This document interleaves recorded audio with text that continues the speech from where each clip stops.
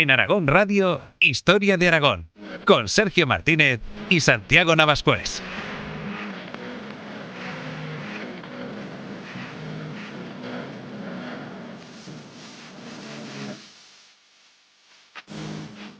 El 12 de septiembre del año 1213 no fue un día cualquiera para la corona de Aragón, y es que ese día el rey Pedro II el Católico se lo jugó todo a una baza para acabar con Simón de Montfort en la cruzada contra los cátaros y asegurar así la presencia de la corona en Occitania. ¿Cómo fue el desarrollo de la batalla de Muret, sus consecuencias y qué pudo haber ocurrido de lograrse un desenlace diferente? Soy Sergio Martínez, en la técnica está Ana Vázquez y te doy la bienvenida a este viaje por la historia de Aragón en Aragón Radio.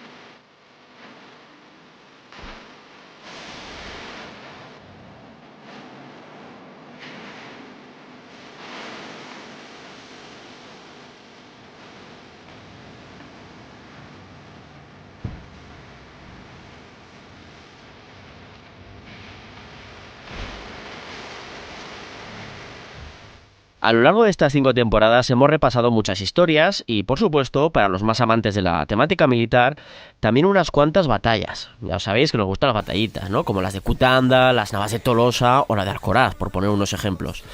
Pero seguíamos teniendo pendiente el dedicarle un episodio a una de las batallas más decisivas para la historia de la Corona de Aragón, aunque sí que la hayamos mencionado ya en alguna ocasión, evidentemente, como fue la batalla de Muret. Y es que ese enfrentamiento entre las huestes de Pedro II de Aragón y el líder de los cruzados enviados por el Papa, es decir, Simón de Montfort, marcó un antes y un después para la Casa de Aragón. Así que, como siempre, para hacer este viaje por el tiempo y hablar de esta batalla de Muret, pues me acompaña el doctor en Historia, Santiago Navascués. Bienvenido, Santiago. Hola a todos, queridos oyentes. Bueno, cómo nos gusta hablar, ¿no?, de batallitas, ¿no? Ya lo decías, ¿no? Más en este caso que acabó con... Bueno, pues no hago un spoiler, ¿no? Si digo que acabó con la muerte de Pedro II el Católico, ¿no? Que, bueno, pues acabaron los ejércitos de la Corona de Aragón descabezados, ¿no? Como pollo sin cabeza. Y bueno, pues... Exactamente. Y acabó, bueno, pasaron muchísimas cosas, lo vamos a ver a lo largo del programa.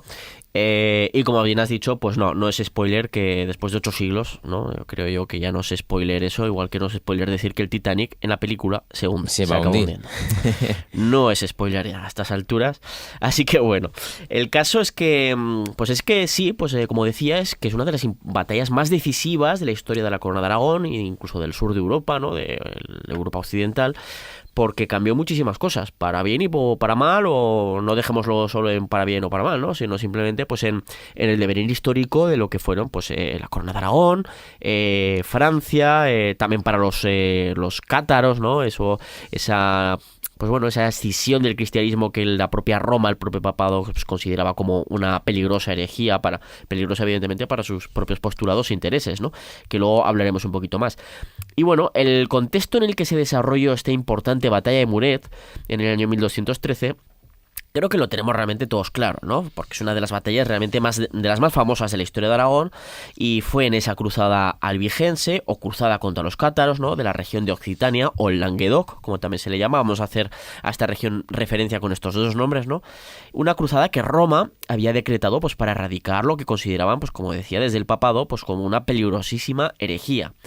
Para empezar y para darle ese contexto a la batalla de Muret, vamos a hablar un poquito de ello, pero de forma muy superficial, y es que si os interesa más el tema de los cátaros, de la cruzada, etcétera, en su extensión, con más detalle, pues hablamos de ello con bastante más detalle, como decía, en el episodio 26 de la segunda temporada, que tenéis disponible para escuchar en formato podcast, ya lo sabéis, en aragonradio.es y en el resto de plataformas. Así que, tal y como hemos hablado en otras ocasiones, a lo largo de los siglos han existido y existen diferentes ramas del cristianismo, por empezar a hablar un poquito de los cátaros y lo que motiva toda esta intervención militar, ¿verdad, Santiago? Sí, claro, a ver, con el paso del tiempo, ¿no? Pues en Europa occidental se van afianzando los postulados de uno de los patriarcados cristianos, que es el de la propia Roma. ¿no? Cuyo patriarca, o sea, el Papa, se acabará convirtiendo en el líder de la llamada Iglesia Universal o Católica, con los diferentes cambios que va teniendo. Había otros patriarcados muy importantes como el de Constantinopla, ¿no? O Antioquía o Alejandría en su momento. Eso es, ¿no? Y entonces, sobre todo el de Constantinopla acaba chocando con el de Roma y esto acaba suponiendo pues la escisión de la cristiandad en la religión católica que sigue al Papa de Roma y la ortodoxa, al patriarca de Constantinopla, ¿no? Sí. Bueno, entonces en el siglo XI pues Roma empieza a impulsar de nuevo pues unas políticas para expandir su poder e influencia hacia la cristiandad europea. Un proceso del que hemos hablado también en varias ocasiones, pues en él se enmarca esa alianza entre el rey Sancho Ramírez de Aragón y la adopción por la Iglesia aragonesa del rito romano en detrimento del rito mozárabe, ¿no? O sea, en clara sumisión a ese papado que quería construir su hegemonía como líder espiritual, pero también como poder temporal, es decir, como poder político, ¿no? En Europa Occidental. Entonces, por ello, pues cualquier tipo de crítica o movimiento que pusiera en duda esa pretendida hegemonía, pues acabaría viéndose por Roma como una herejía en el momento en el que alcanzará cierta repercusión. Como la que acabó ocurriendo con los cátaros, ¿no? Con los famosos cátaros. Sí, que aparte de, o sea, de atentar contra estas pretensiones, ¿no?, de hegemonía política que pretendía tener la Iglesia en Europa Occidental, aparte de atentar con eso, bueno, tenía ciertas ideas, ¿no?, que contravenían la ortodoxia, digamos. O sea, no era solo un ataque... Al menos la ortodoxia católica, evidentemente. Eso es, no era solo un ataque pues a la política de la Iglesia, ¿no? O sea, esta herejía de los cátaros, ¿no? Sí. Bueno, entonces, el caso es que esta herejía, bueno, pues empieza a meterse en Occitania, también conocida como el Languedoc, ¿no? Es la herejía del catarismo, que es un pensamiento religioso pues maniqueísta, es decir, que lo ve todo en blanco o negro, ¿no? Sí, no hay término gris, ni término medio. Está el bien y el mal, sí, ¿no? Y una lucha eterna, bueno, que esto dice, bueno, pues como el cristianismo en general, ¿no? Evidentemente, la lucha entre... Pero es diferente la visión que tienen los cátaros. Sí. No, o sea, es un pensamiento religioso maniqueísta que ve el mundo dividido entre dos poderes, ¿no? El bien y el mal. Y entonces, en ese contexto, el mal no puede emanar de Dios en su origen, sino que es responsabilidad del diablo, que es el otro gran poder, ¿no? De hecho, los cátaros sostenían que Dios no era todopoderoso y que mantenía una guerra constante con el mal. Además, y quizá lo más importante, los cátaros pensaban que todo el mundo material en el que vivimos es realmente una creación del diablo, ¿no? Porque, a ver, el diablo pues es incapaz de generar vida y entonces habría engañado a Dios, habría pedido a Dios que insuflara esa vida en esos objetos inermes de barro que había creado la tierra. Que había creado el diablo en la tierra, ¿no? Claro. O sea, que realmente la humanidad, no es una creación de Dios, sino que es una creación del demonio. Lo que sí que le insufla la vida, ¿no? El espíritu, el alma. Claro, es una creación del demonio engañando a Dios, ¿no? A través del engaño de Dios, ¿no? Bueno, Dios en su compasión habría aceptado, ¿no?, pues este trato al diablo, pero fue engañado por el diablo, ¿no? Pues desde entonces esos espíritus que había insuflado en el interior de esos muñecos de barro pues quedarían atrapados en ese mundo material creado por el demonio a modo de cárcel, ¿no? Entonces los cátaros pensaban que el mundo pues era una cárcel diabólica para sus almas y que entregarse al placer de lo material e incluso lo carnal les alejaba de la salvación de sus almas y de su retorno al cielo. Entonces, para conseguir ese retorno, pues el alma tenía que purificarse poco a poco a través del desapego hacia lo material, incluso a través de varias vidas, porque creían en algo parecido a la reencarnación. Es algo muy curioso. Incluso también pues veían el hecho de pues tener hijos, por lo tanto tener sexo, pero sobre todo encarado a pues eso, a esa visión de tener descendencia, lo veían como algo incluso, pues eso, los más radicales lo veían como algo súper pecaminoso porque estaban condenando, una vez que se producía el embarazo, ¿no?, estaban condenando a un alma a ser encarcelada en ese mundo diabólico creado por el mal, ¿no? Y como pues a iniciar ese proceso en el que iba a tener que pasar pues por diferentes vidas para ir purificándose y con el tiempo conseguir liberarse de esa prisión, si vivía según unos cánones, evidentemente, y poder regresar de nuevo pues al cielo, ¿no?, junto a Dios. Sí, era una visión bastante curiosa. A ver, o sea, es decir, aparte de pues una crítica a los lujos de ostentación, no, pues aparte de eso había mucha fumada detrás, ¿no? O sea, para que nos entendamos. Bueno, el caso es que, claro, si criticaban el apego al lujo y a lo material por considerarlo como una creación del demonio, pues también criticaban el lujo en el que vivía el alto clero, Sí. ¿no?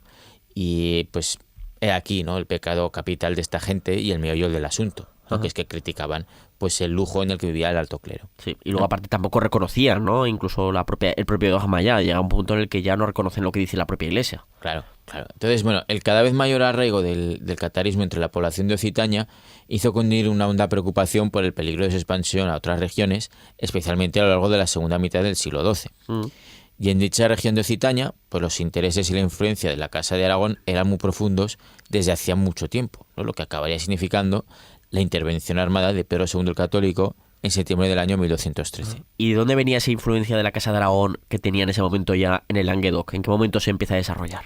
Bueno, pues esto venía de mucho tiempo atrás, ¿no? O sea, de siglos. O sea, especialmente venía de sus alianzas, incluso alianzas incluso de antes de la unión dinástica entre la Casa Jimena del Reino de Aragón y la Casa Condal de Barcelona, con el matrimonio concertado entre Petronila y Ramón Berenguer IV.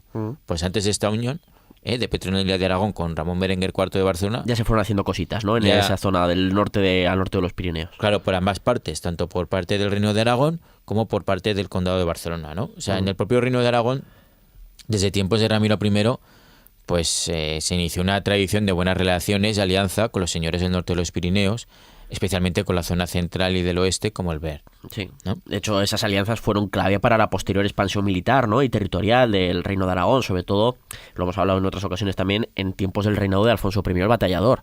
Claro. Ahí está Gastón de Bearn, que además había estado participando en la primera cruzada, en la que se conquista en el año 1099 la ciudad de Jerusalén, ¿no?, y Tierra Santa, pues también participa en la conquista de la propia Zaragoza en el año 1118 y en otras campañas militares, e incluso fue el primer señor de la Zaragoza cristiana.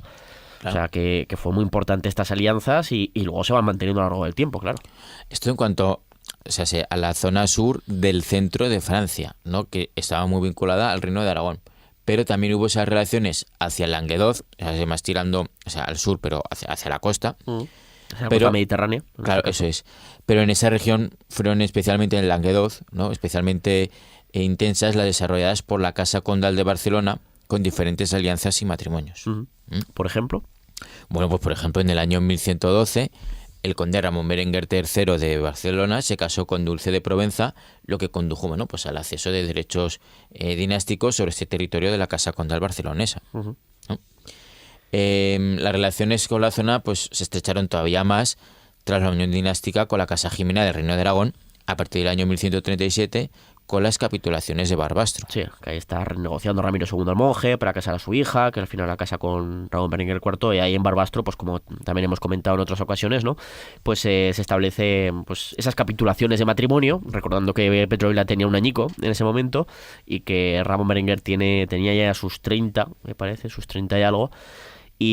Pero bueno, ya desde entonces pues empezará a gobernar, ¿no? Recordemos que desde ese año 1137 el conde de Barcelona, Ramón Berenguer IV, también empezó a gobernar en el Reino de Aragón como Princeps Aragonum, ¿no?, en nombre evidentemente de su suegro, el rey de Aragón, Ramiro II el monje, que fue rey hasta su muerte en el año 1157. El todo feliz, retirado al monasterio, a la vida eclesiástica, y además como obispo y como obispo rey, ¿no? O sea, dices, ¡buah! Quiero todo, ¿no? O sea, vida tranquila, que eso de gobernar, pues como que ni lo quiero ni estoy preparado para ello. Claro, no. Y entonces, bueno, las políticas de Ramón fueron especialmente europeístas e intervencionistas, las de Ramón Berenguer IV, ¿no?, el que estaba casado con Petronila. Fueron especialmente europeístas, como decía, e intervencionistas en ese Languedoc. De hecho, acabó falleciendo en el año 1162 en el actual norte de Italia, cuando se dirigía a entrevistarse con el emperador del Sacro Imperio Romano Germánico sobre asuntos occitanos. Sí, que estaba empeñado en seguir esas políticas de sus antepasados, ¿no?, tanto de la Casa Jimena de Aragón como de la propia Casa Condal de Barcelona, pues de conseguir influencia al norte de los Pirineos, no quedarse solo al sur como al final le acabó pasando a la Corona de Aragón. Claro, eso es muy importante. Claro, todo esto os lo contamos en el episodio 15 de la tercera temporada, pues con mucho más detalle, ¿eh? Entonces, bueno, era una política pues para aumentar su influencia en el Languedoc, a la que dio continuidad el hijo de la reina de Petronila y el conde Ramón Berenguer, es decir, Alfonso II de Aragón, y luego ya más tarde el hijo sucesor de este, Pedro II el Católico, es decir, el nieto de Ramón Berenguer IV. Y Pedro II Católico además va a ser uno de los protagonistas de este capítulo que vamos a dedicar, que luego comentaremos lo que se sabe sobre lo que fue la batalla de Muret, evidentemente. Veremos cómo se llega a ella, cómo se desarrolla la campaña y cómo fue la propia batalla según las fuentes que tenemos, aunque eso ya llegaremos en un ratillo. Claro, mientras ocurren estas políticas en las que pues la Corona de Aragón se va metiendo en el Languedoc, ¿no? En Occitania. Tiene cada vez más relaciones vasalláticas, ¿no? Con los señores del sur de esa zona de Occitania, ¿no? Languedoc, Sí. de ese sur de lo que hoy en día es Francia. Eso es. Pues a la vez que ocurre esto, pues décadas antes del inicio de la llamada Cruzada Albigense o contra los cátaros, ya hubo intentos, ¿no?, por parte de reducir a estos herejes por la fuerza de las armas.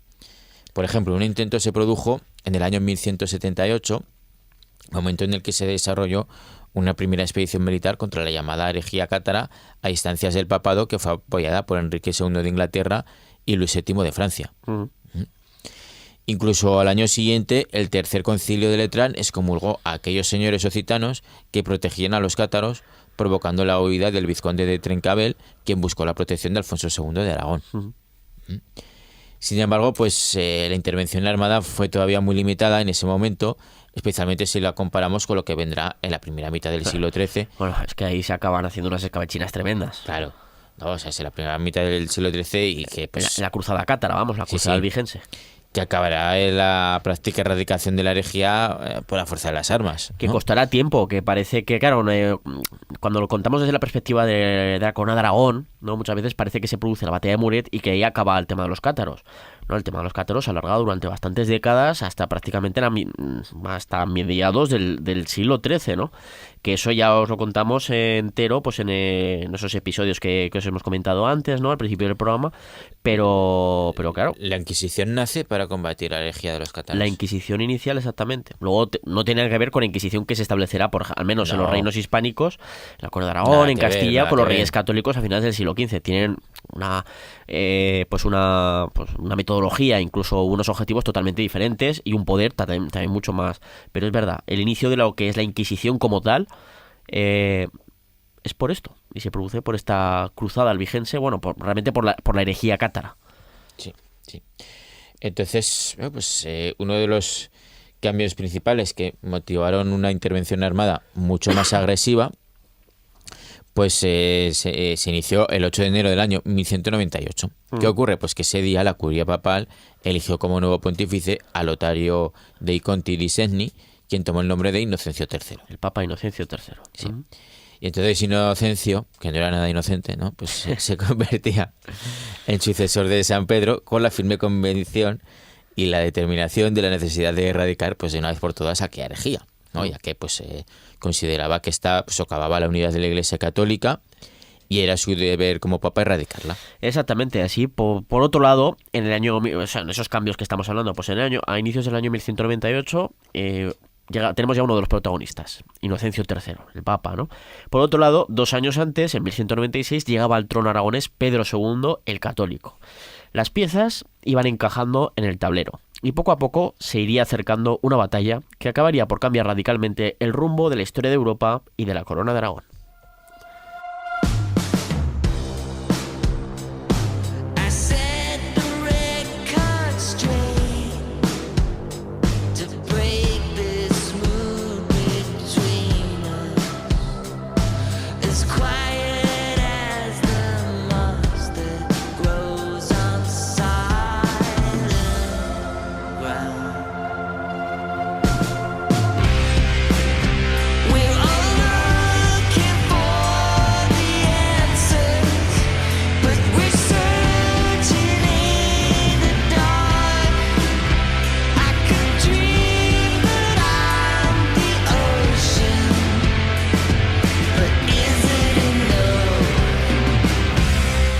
Pedro II, gracias a su matrimonio en esos años con María de Montpellier, consiguió también en ese momento el dominio de esta importante ciudad y enclave, ¿no?, que era Montpellier, y que le hacía tomar todavía más importancia estratégica al monarca aragonés, si cabe, pues ante cualquier actuación que la Iglesia quisiera tomar con respecto a los cátaros, ¿no? Porque Montpellier pues es un enclave en esa zona del sur de Francia, cercana a la Provenza, donde ya tenían muchos lazos la Casa de Aragón, como hemos comentado antes, ¿no? Pues esto hace que todavía se convierte ahí Pedro II el Católico de Aragón pues en uno de los factores más importantes en ese momento, ¿no? En el que pues el papado con Inocencio III ya pues querría ya directamente la intervención militar incluso, ¿no? Para erradicar, como hemos comentado, pues esa herejía cátara. A la vez, pues los llamamientos a los señores seculares por parte del papado, o sea, a los señores del lugar, los nobles y los tal, nobles, ¿no? sí, para que tomaran cartas sobre el asunto como buenos católicos, pues iban en aumento, ¿no? Especialmente ante lo que consideraban como la permisividad del conde Raimundo VI de Tolosa o los Trencabel, a quienes acusaba pues de no hacer nada e incluso de favorecer a los cátaros. Es más, también alcanzaban ciertas voces al propio Pedro II de Aragón de no utilizar su influencia en la zona para meter en vereda a sus vasallos. O sea, porque tenía ya relaciones vasalláticas, como estamos comentando, por esos matrimonios que se habían ido desarrollando, etcétera, y la Así importante presencia del monarca, pues que tenía pues esa influencia sobre la Provenza, ahora ya directamente sobre la ciudad de Montpellier, por ese matrimonio que tiene con su esposa María, ¿no? La madre de Jaime I el Conquistador, ¿no? Pues bueno, pues eso hará que el Papa busque a Pedro II y como dice, sí, pero no, y pues empiezan a... En plan, ¿qué pasa? ¿Que te gustan los cátaros o qué? ¿Eres cátaro o qué? ¿O qué te pasa a ti? ¿No? Pues un poco por ahí las cosas. Va a buscar en las cosquillas. Sí, de momento la consecución de Montpellier por parte de Pedro II pues hizo que el monarca tuviera una buena oportunidad de acercamiento hacia el papado. Y es que Montpellier era una ciudad situada bajo el señorío del obispado de Magalona, que estaba protegida a su vez de forma directa por el papado. Claro, ciudad de Magalona. Se creaba así un vínculo directo, ¿no?, entre el monarca aragonés y Roma al ser señor de Montpellier, que estaba Montpellier pues bajo el señorío de este obispado, que a su vez estaba protegido directamente por Roma, ¿no? O sea, el resumen es ese. Sí. ¿No? Entonces, bueno, pues había mucha cercanía, ¿no? Y la oportunidad de Pedro, pues tenía ahí una oportunidad de mostrar públicamente su ortodoxia cristiana en un momento en el que estaba siendo criticado y puesto a prueba. Ajá. Además, pues trataba de crear una barrera frente al rey Felipe Augusto de Francia, cada vez más interesado en lo que estaba ocurriendo en el Languedoc y deseoso pues de poder intervenir para aumentar su influencia en la región. Claro. Ya se sabe que a río revuelto siempre lo decimos, pero es verdad, o sea, ganas de pescadores. Francia siempre ha querido llevar sus fronteras hasta el Ebro y hasta el Rin. O sea, ¿no? Han sido las pretensiones expansionistas siempre de Francia. Y hasta, ¿no?, Italia, hasta el milanesado, claro, y tal. Y hasta el milanesado, efectivamente, ¿no? Entonces, bueno, pues eso quedaba dentro de los territorios hacia donde se quería expandir, ¿no? Francia. Entonces, bueno, así pues Pedro II se ofreció en 1204 pues a renovar el vasallaje de la monarquía aragonesa realizado 136 años antes, ¿no?, en 1068, por parte del rey Sancho Ramírez de Aragón, ¿no? Vasallaje al papado, ¿no? Por parte de la monarquía aragonesa y el reino de Aragón. Eso es, ¿no? O sea, se decía, a ver, me están poniendo aquí en prueba y demás, pues va a salir del paso con esto, ¿no? Y por supuesto, pues el Papa Inocencio III pues tampoco iba a perder la oportunidad de atraer a su causa para acabar con los cátaros a uno de los monarcas más importantes de Europa del Sur. Así que le dijo, bien, vale, pues ven aquí que te corono, ¿no? Pagando dinerico, evidentemente. Claro, eso es. No era gratis. Eso es. Entonces así fue como Pedro II de Aragón fue coronado en ese año de 1204 por el mismo Papa en Roma, renovando esa infeudación de la Casa de Aragón para con el papado, por lo que acabará recibiendo el apelativo de el católico.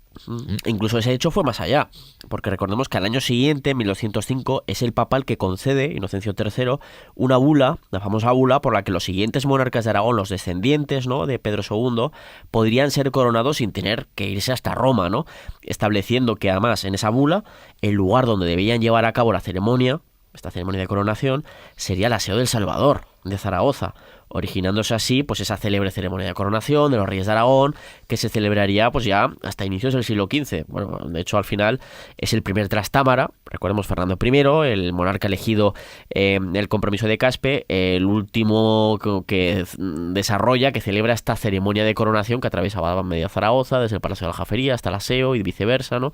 Y que debía ser una chulada. Pues él se corona en 1414 y es la última ceremonia como tal. Luego ya serían ceremonias de proclamación, que es la que sigue habiendo hoy en día en la monarquía de España, por herencia de Castilla. Vamos, que dura esta ceremonia de coronación desde los siglos XIII al XV.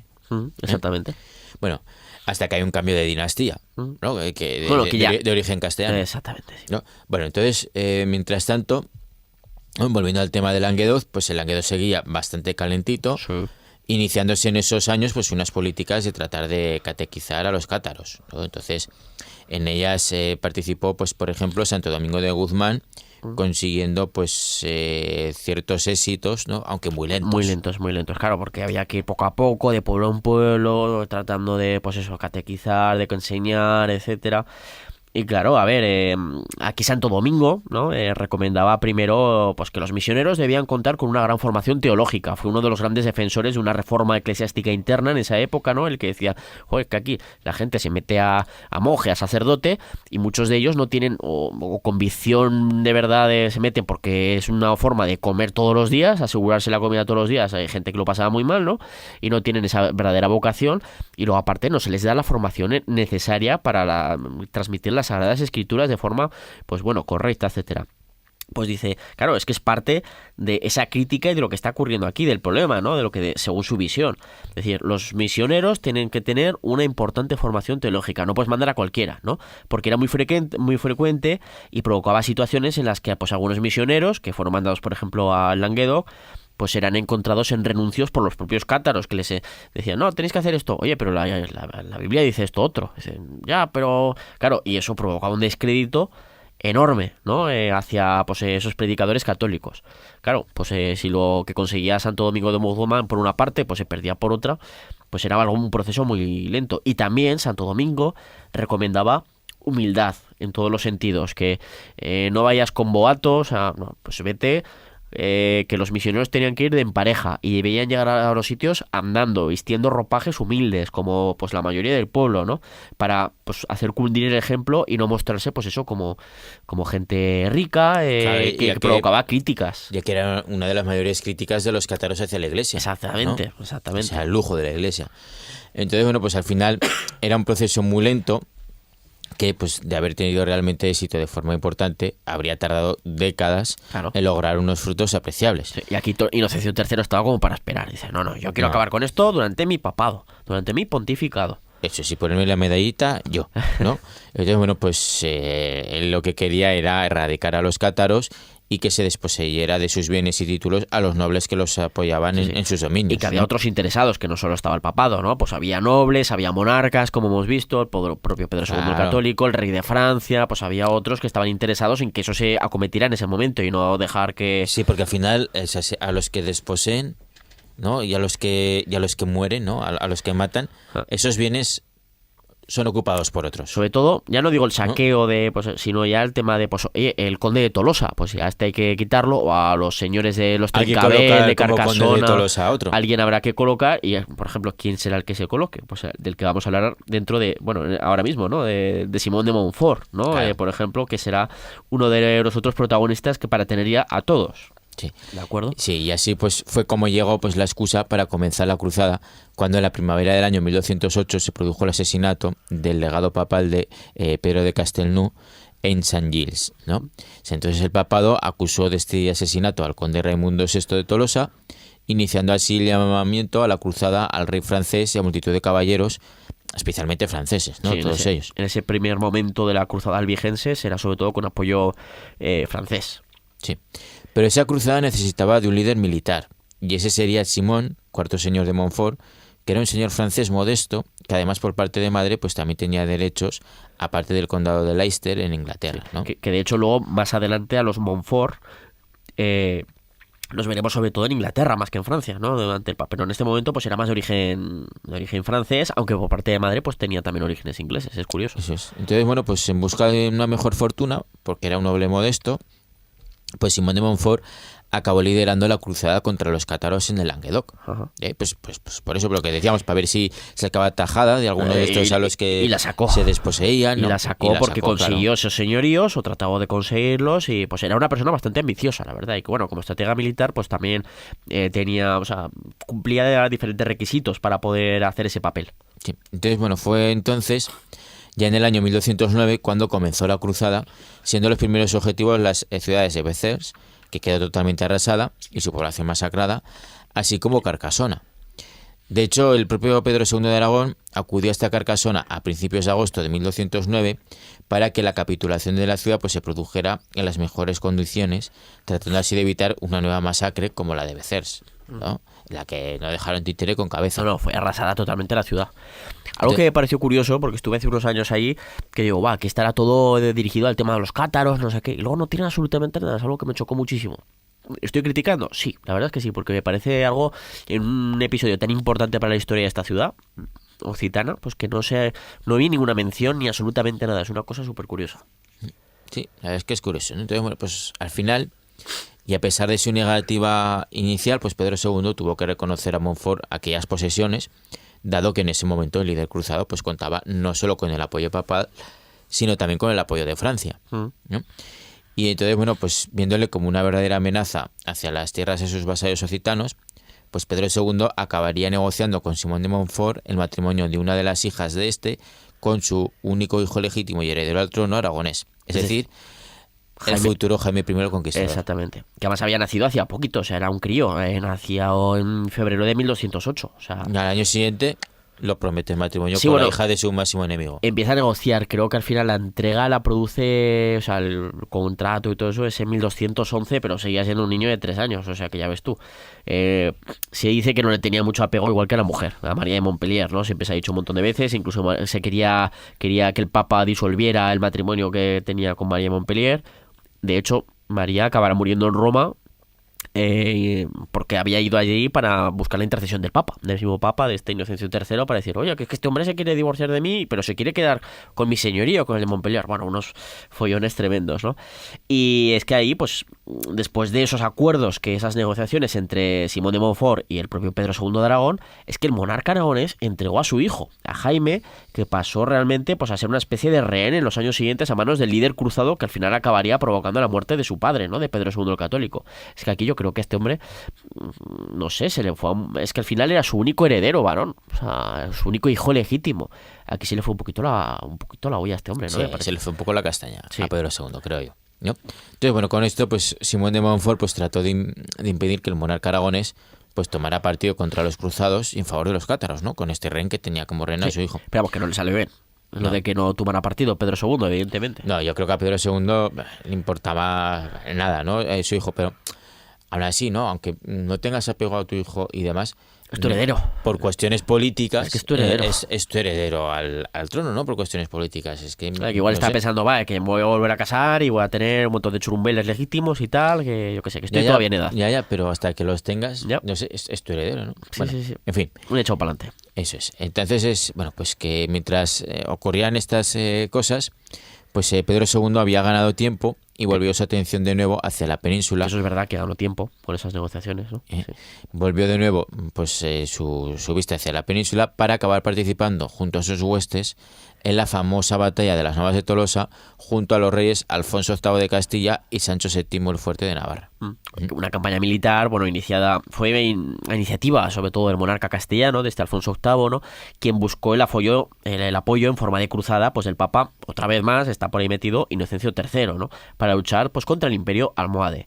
Y de nuevo, claro, es que esto fue una oportunidad perfecta para Pedro II de Aragón, ¿no? Esto que estamos buscando de buscar legitimidad, de decir, no, que yo estoy contra los cátaros, que yo soy súper cristiano, soy cristianísimo, yo con la iglesia a tope, ¿no?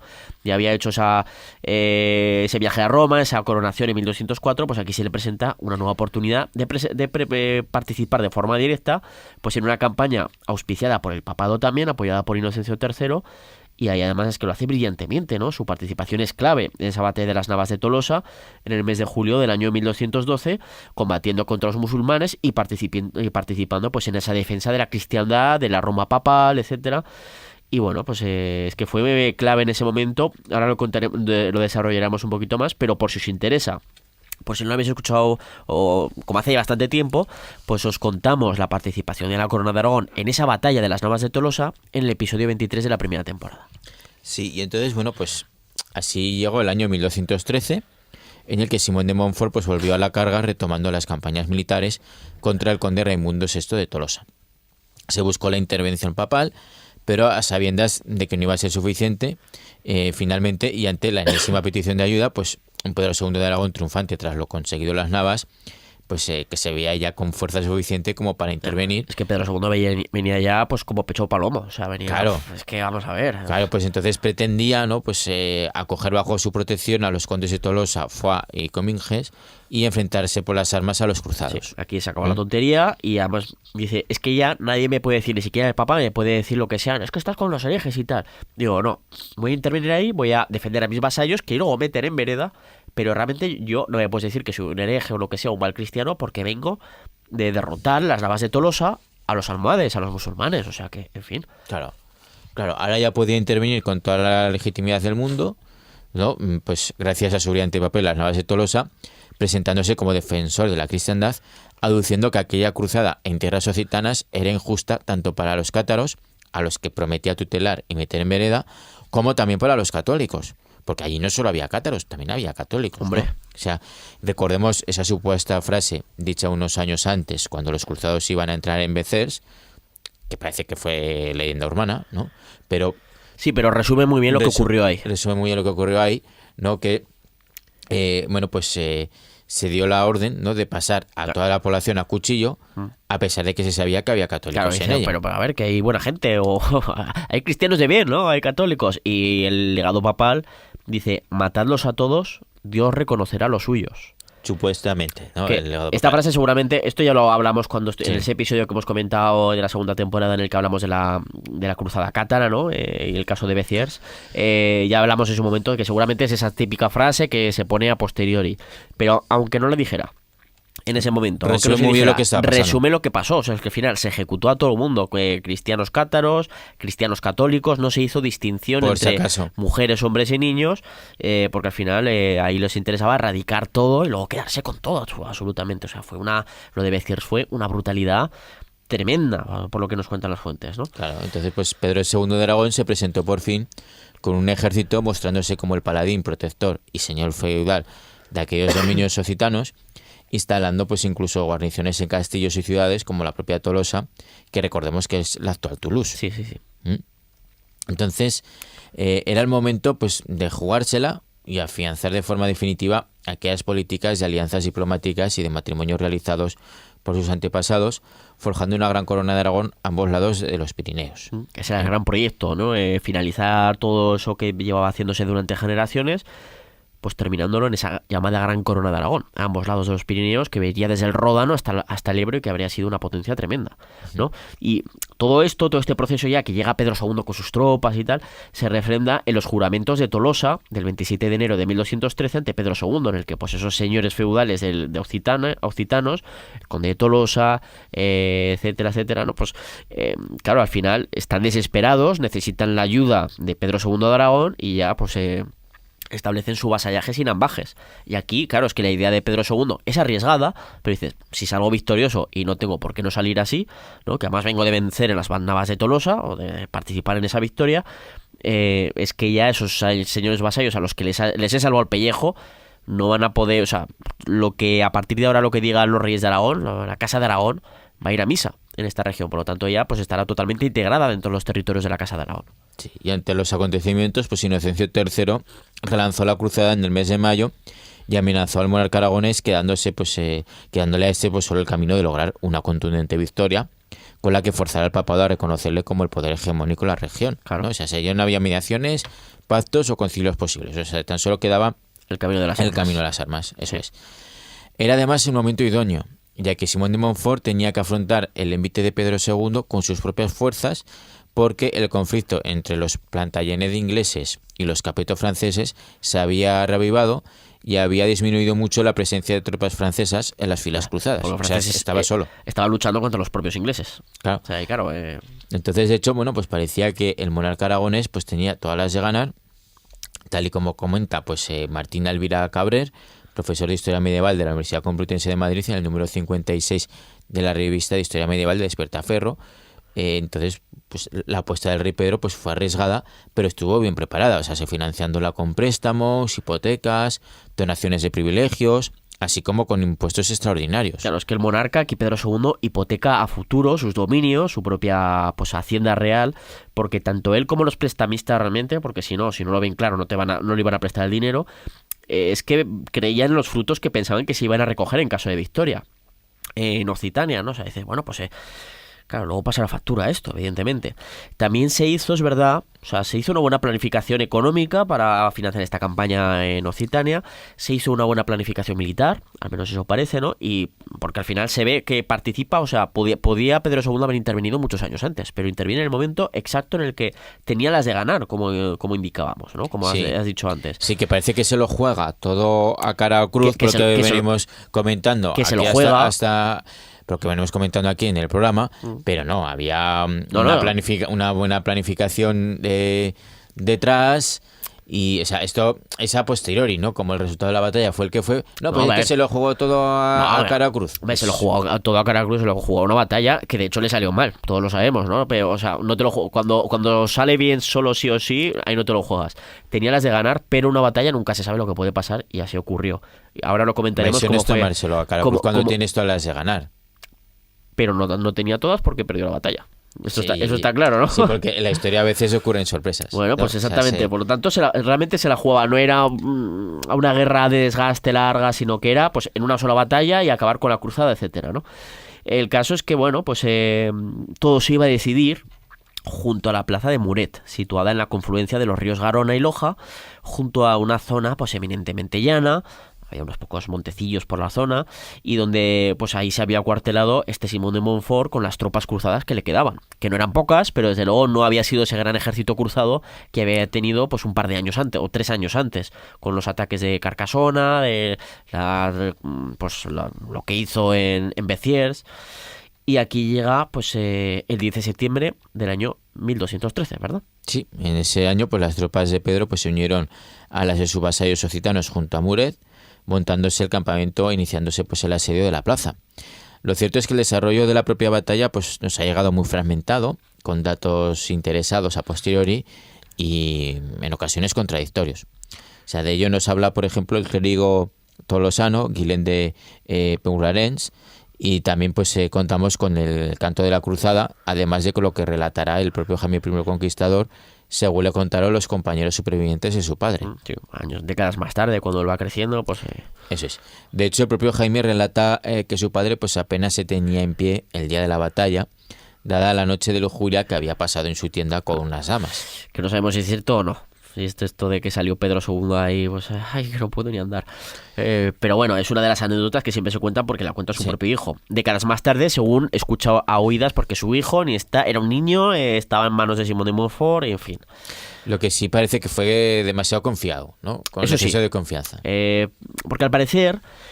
bueno, aquí la idea de Pedro II, una vez que ya había llegado ese 10 de septiembre ante Muret, ¿no? Pues con Simón de Montfort que está allí acantonado, ¿no?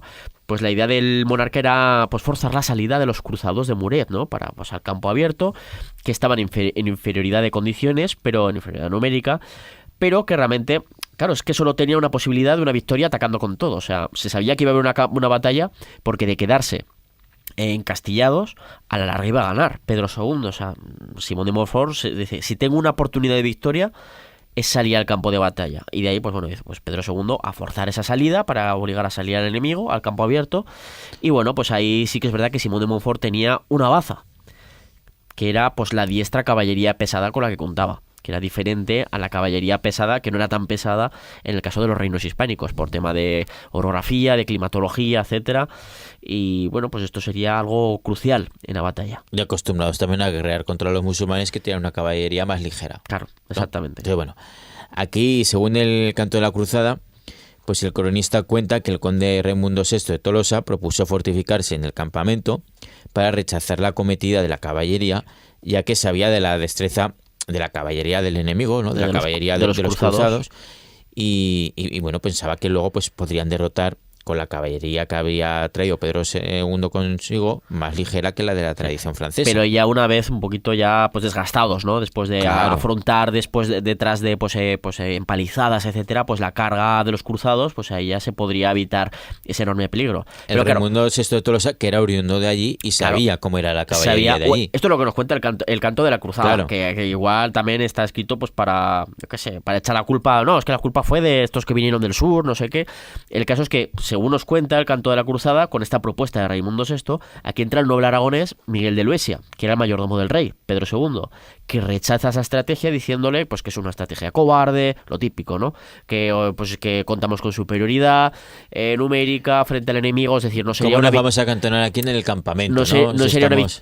no sería una victoria digna, digamos, y menos digna del propio rey, ¿no? Pues bueno. Y bueno, pues ahí empieza, pues se irá a dar comienzo la batalla de Muret, ¿no? Las tropas de Pedro II, pues atacan Muret desde el norte, tratando de asaltar, pues la llamada puerta de Tolosa, y es entonces cuando parece, o nos cuentan estas crónicas, estas fuentes que nos quedan, ¿no? Que la caballería cruzada, al mando de Montfort, de Simón de Montfort, salió de la ciudad sin ser vista por otra puerta, pero en disposición de que pareciera que huían, ¿no? En caso de ser divisada, en plan, no, es que nosotros nos piramos, que esto está perdido y tal.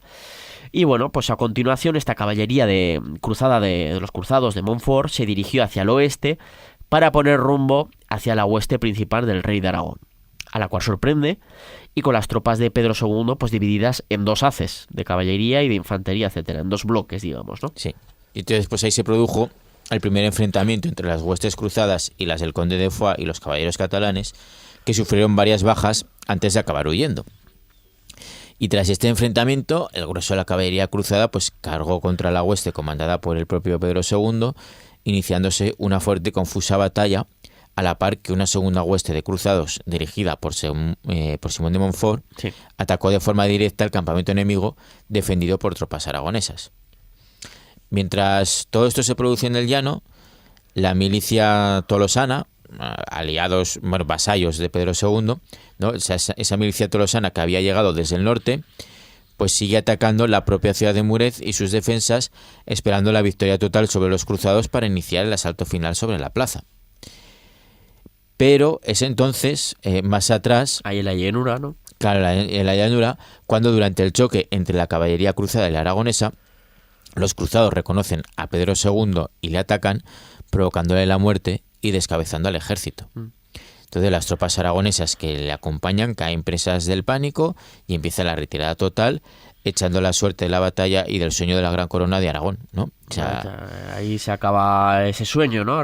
O es el inicio del fin del sueño, ¿no? Y ahí junto al rey, pues es que cae también buena parte de la florinata de la nobleza del reino de Aragón y de sus señores, ¿no? Como el propio Miguel de Luesia, que hemos comentado antes, Andar Pardo, su hijo Pedro Pardo, Gómez de Luna, Miguel de Rada y otros señores aragoneses más. Aquí siempre se achaca pues que de esas dos haces, ¿no? De esas dos grupos del ejército aragonés, el primero caía enseguida que estaba formado por occitanos y por tropas catalanas, evidentemente, ¿no? Pues después de ese choque y de recibir varias bajas, acaba huyendo y después eso permite a la caballería cruzada, llegando con un segundo grupo, con Simón de Montfort, pues atacar directamente a las tropas de Pedro II de Aragón, que le reconocen, le llamaban directamente a por él. No, directamente a por él. Que sí, o sea, tenían como objetivo, casi inicial de la batalla, también el descabezar al ejército aragonés. Sí, podían. Sí. Que de hecho Pedro II parece que nos cuentan las fuentes que no iba vestido con sus propias armas, ¿no? Con su propia armadura y tal, pero cuando ven que van a por el que sí que la lleva, pues entonces él se identifica como el rey, como diciendo, cobardes, no sé qué tal. Van a por él y bueno, pues ahí acaba muriendo de un lanzazo en el pecho y bueno, pues ahí acaba Pedro II en las praderas de Muret y también esa historia de esa posibilidad de esa gran corona de Aragón. Y ahí, pues eso, esas tropas se acaban retirando, ¿no? Las tropas derrotadas de las huestes de Pedro II y los cruzados entonces atacan a la milicia tolosana que seguía atacando Muret, pues desde el norte, y la ponen también en fuga. Y ese es el final de la batalla de Muret, o al menos de lo que conocemos, ¿no? De lo que se sabe que ocurrió más o menos, o según nos cuentan estas fuentes que os hemos comentado. Sí, así fue la batalla de Muret, que inició pues la inexorable desaparición de la influencia de la Casa de Aragón en el Languedoc. O sea, el heredero al trono, Jaime I, fue devuelto por intermediación del Papa a tierras aragonesas, pero la crisis económica que dejó a la empresa fracasada en Muret, la crisis política ante la minoría de edad de Jaime y la falta de recursos, porque, había sido una apuesta económica fuerte, ¿no? También, ¿no? Sí, Esa claro. campaña, pues hicieron que las 2 décadas siguientes el dominio de la Casa de Aragón en la zona pues se fuera viendo pues poco a poco sustituida por el poder de Francia, hasta que el propio Jaime en el año 1258 pues la acabó sepultando, firmando el Tratado de Corvel, renunciando pues a los derechos de sus antepasados, ¿no? En esos lugares. Que es lo que decíamos, no se produce la batalla de Muret y desaparece la presencia de la corona de Aragón en Occitania, pero que sí que es verdad que es el momento en el que esa influencia recibe un palo brutal y ahí irá decreciendo hasta que Jaime I siempre se ha achacado eso de ¿por qué firmó este tratado? Porque a cambio de migajas, ¿no? De realmente de nada. Pero es que igual ya veía que no tenía posibilidad de enfrentarse a un gigante como Francia. No lo sabemos, ¿no? Claro, no. Es que no era al fin de cuentas más que reafirmar la realidad, ¿no? O sea, que estaba Sí, allí ya. bueno, es muy ¿no? discutible, Sí. pero desde luego es uno de los hechos más polémicos de su largo reinado, ¿no? Sí. Una derrota, la de Muret, que cambió la historia del sur de Europa, y de una corona de Aragón también que acabaría por lanzarse hacia las conquistas de las Baleares y Valencia, así como a su expansión por el Mediterráneo en compensación del sueño perdido al norte de los Pirineos, porque ese sueño de una gran corona de Aragón, desde el valle del río Ródano hasta el Ebro, prácticamente terminó en los campos de Muret ese 12 de septiembre del año 1213. Y hasta aquí, pues esa historia de una de las batallas más importantes y decisivas de la historia de Aragón y sobre todo de la corona de Aragón. Santiago, nos despedimos ya y nos escuchamos en el próximo episodio para seguir hablando de historias aragonesas. Hasta la próxima. ¿Te interesa la historia? Recupera este y todos los programas en Aragón Radio Podcast.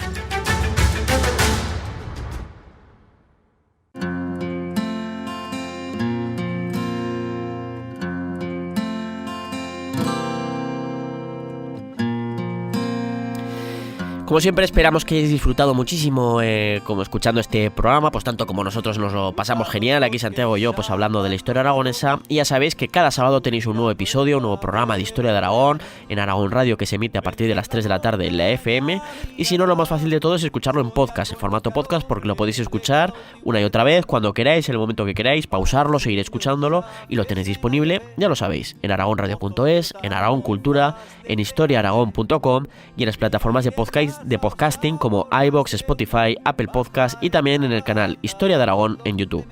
Dejadnos vuestras opiniones, comentarios, suscribíos y así nunca os perderéis ninguno de los programas nuevos.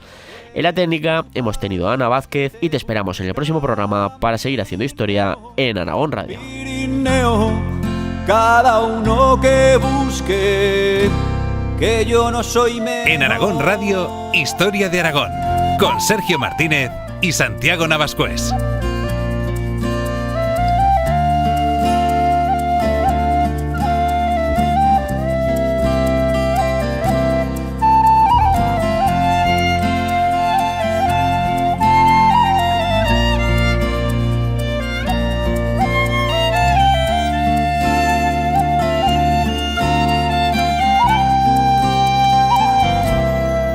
Contar a chicos, escuchar a viejos, antiguas batallas de caballeros, tallar en piedra la vida de tantos hombres y mujeres que por ti pasaron, ver chesos en Oza, plantar batalla, en sótanos la foz, la cabaña, jugar con la vida y ganarse el pan, hacer contrabando por la de Roldán. Quedo callado si preguntan que eres tú para los que te buscan. Pirineo, Pirineo, cada uno que busque, que yo no soy menos.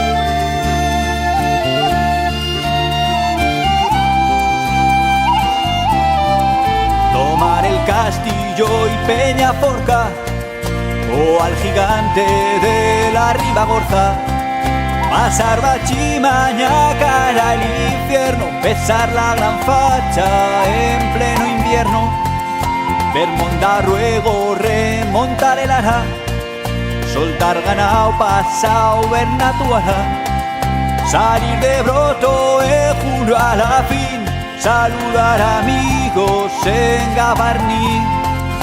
Quedo callado si preguntan que eres tú para los que te buscan. Pirineo, Pirineo, cada uno que busque, que yo no soy menor.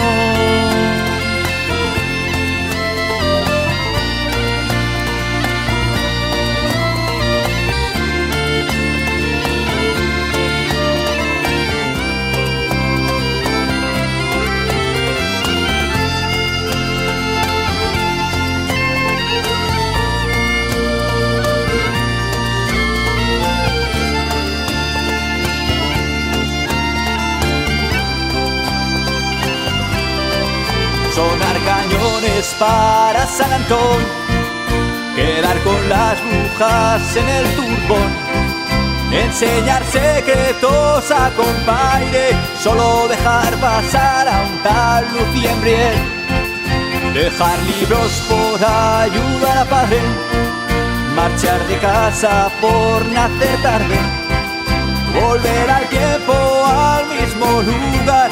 Todos han cambiado, pero tú estás igual. Quedo callado sin preguntar, que eres tú para los que te buscan. Pirineo, Pirineo, cada uno que busque. Y quedo callado sin preguntar, que eres tú para los que te buscan. Pirineo, Pirineo, cada uno que busque, que yo no soy menor.